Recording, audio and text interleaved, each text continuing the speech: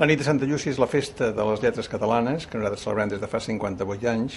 i que bàsicament és de les lletres, però estem contents de que sigui també expressió cultural que vagi més enllà de l'aspecte literari i que pugui manifestar altres aspectes de la cultura, com poden ser les arts escèniques, com pot ser la música i com pot ser la cuina, que és una de les expressions més importants que hi ha en aquests moments de la cultura catalana de cara al món internacional.